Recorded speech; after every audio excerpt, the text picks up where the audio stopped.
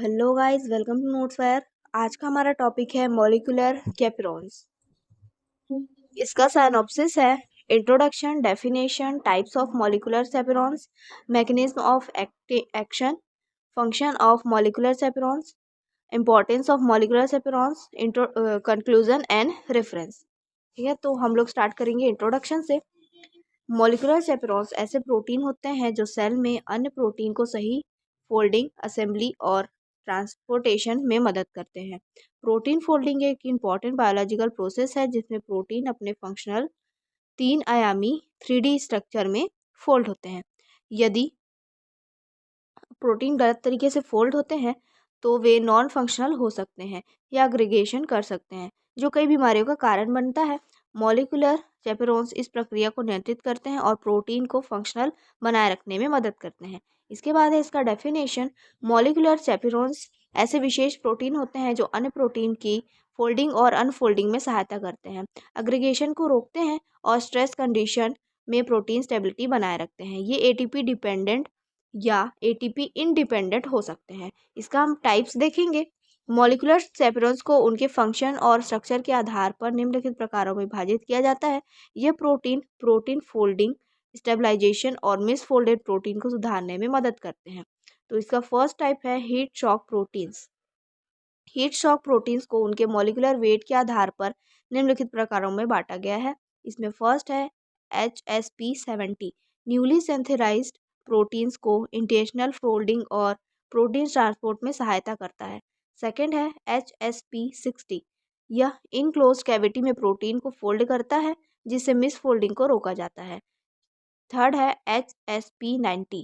Signal transduction और steroid receptor के mutation में महत्वपूर्ण भूमिका निभाता है। यह स्मॉल भूमिका निभाता है। ठीक है, इसके बाद है स्मॉल HSPS। यह छोटे मॉलिक्यूलर वेट वाले प्रोटीन होते हैं जो प्रोटीन एग्रीगेशन को रोकते हैं और सेल प्रोटेक्शन में मदद करते हैं। नेक्स्ट है सेकंड है चैपेरोनिसिस। चैपेरोनिसिस नेक्स्ट सिलेंड्रिकल प्रोटीन कॉम्प्लेक्स होते हैं जो अनफोल्डेड प्रोटीन को बाइंड करके उन्हें सही शेप में फोल्ड करने में मदद करते हैं। इसका एग्जाम्पल है GROEL एंड GROES कॉम्प्लेक्स जो एटीपी डिपेंडेंट प्रोटीन फोल्डिंग कराता है। नेक्स्ट है प्रोटीन डिस्लोफिड आइसोमेरेजेस। प्रोटीन डिस्फ्रोफेज आइसोमेरेजेस ऐसे एंजाइम होते हैं जो प्रोटीन के अंदर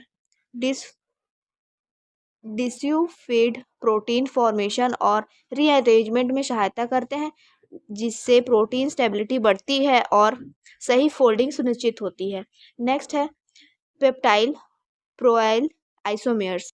पेप्टाइल प्रोइल आइसोमेर्स ऐसे एंजाइम होते हैं जो प्रोलाइंस रेसिड्यू और क्रिस्टन्स आइसोमराइजेशन को सेटलाइज करते हैं, जिससे प्रोटीन फोल्डिंग की गति बढ़ती है और प्रोटीन जल्दी फंक्शनल स्टेट तक पहुंचते हैं।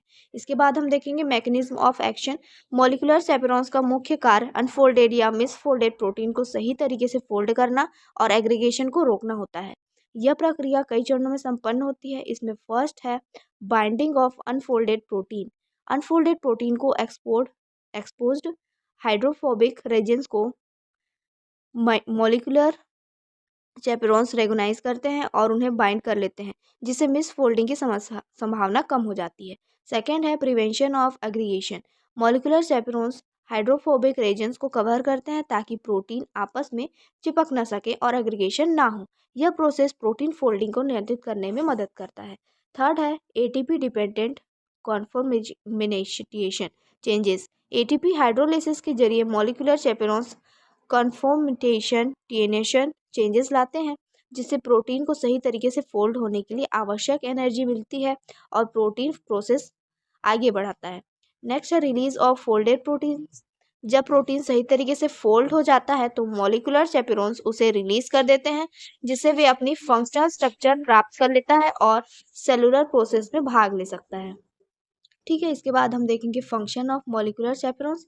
मॉलिक्यूलर चैपेरॉन्स का मुख्य कार्य प्रोटीन फोल्डिंग स्टेबलाइजेशन और सेलुलर प्रोसेस को रेगुलेट करना होता है। ये कई महत्वपूर्ण कार्यों में शामिल होते हैं। इसमें फर्स्ट है प्रोटीन फोल्डिंग। न्यूली सिंथेलाइज्ड प्रोटीन को सही तरीके से फोल्ड करने में मदद करते हैं ताकि वे अपनी फंक्शनल स्ट्रक्चर प्राप्त कर सके और मिस फोल्डिंग से बच सके। सेकेंड है प्रोटीन ट्रांसपोर्ट।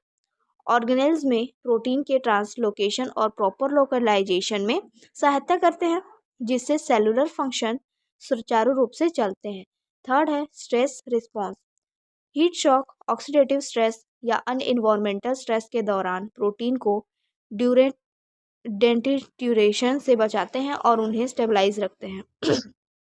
फोर्थ है डिग्रेडेशन असिस्टेंस। मिसफोल्डेड या डैमेज प्रोटीन को यूक्यूबेक्टिन प्रोटेस्टेस्टोम पाथवे के माध्यम से डिग्रेड करने में सहायता करते हैं जिससे सेलुलर होम्योस्टेसिस बना रहता है। लास्ट है सिग्नल ट्रांसडक्शन। कुछ मॉलिक्यूलर चैपेरोन सिग्नलिंग मॉलिक्यूल्स और रिसेप्टर के मैचुरेशन और एक्टिवेशन में भूमिका निभाते हैं जिससे सेल सिग्नलिंग पाथवे सुचारू रूप से कार्य करते हैं। इसके बाद है importance of molecular chaperones. Molecular chaperones cell के लिए महत्वपूर्ण होते हैं क्योंकि ये प्रोटीन होम्योस्टेसिस बनाए रखते हैं और कई बायोलॉजिकल प्रोसेस में सहायता करते हैं। इसमें फर्स्ट है neurodegenerative disease prevention. Alzheimer's, Parkinson's और हंटिंगटन्स जैसी बीमारियों में मिसफोल्डेड प्रोटीन के एक्यूमुलेशन को रोकते हैं जिससे न्यूरल डैमेज कम होता है। सेकेंड है cellular stress management. Heat shock, oxidative stress और इन्वायरमेंटल स्ट्रेस के दौरान प्रोटीन का फंक्शनल बनाए रखते हैं जिससे सेल की वेबिलिटी बनी रहती है। नेक्स्ट है कैंसर थेरेपी। HSP इनहिबिटर्स का उपयोग कैंसर ट्रीटमेंट में किया जा रहा है क्योंकि कई कैंसर सेल्स अपनी सर्वाइवल के लिए हीट शॉक प्रोटीन पर निर्भर रहते हैं। नेक्स्ट है प्रोटीन क्वालिटी कंट्रोल। सेल्स में प्रोटीन के प्रॉपर फोल्डिंग और डिग्रेडेशन को रेगुलेट करते हैं जिससे प्रोटीन एग्रीगेशन और टॉक्सिसिटी को रोका जा सके। इसके बाद है इसका कंक्लूजन देख लेंगे। मॉलिक्यूलर चैपेरोन्स प्रोटीन होम्योस्टेसिस बनाए रखने में एसेंशियल है। ये न केवल प्रोटीन फोल्डिंग में मदद करते हैं बल्कि प्रोटीन मिसफोल्डिंग और एग्रीगेशन से जुड़ी बीमारियों को रोकने में भी महत्वपूर्ण भूमिका निभाते हैं। सेलुलर स्ट्रेस कंडीशन में चैपेरोन्स प्रोटीन को फंक्शनल बनाए रखने में मदद करते हैं जो सेल सर्वाइवल के लिए ज़रूरी है। नेक्स्ट है इसका reference molecular cell biology by Lodish and WH Freeman and Co, Lehninger principle of biochemistry by Michael M Cox. तो ये था आज का आपका टॉपिक। आई होप आपको पसंद आया होगा। अगर आपको पसंद आया तो प्लीज़ लाइक करिए एंड सब्सक्राइब करिए। Thank you.